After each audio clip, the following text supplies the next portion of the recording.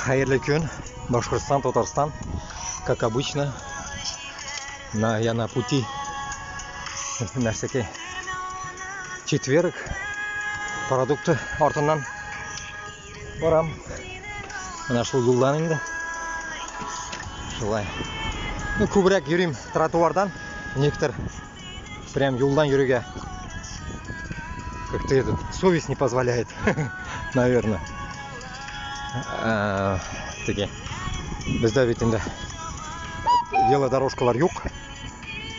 И вот монда велодорожкада йөрүгә кирәк бу по идее. Но монда юк инде, но поэтому я здесь еду пока. Шулай. Ну, главное Башкортстан белән Татарстанга уруска каршы көрәшүне туктатмаска кирәк.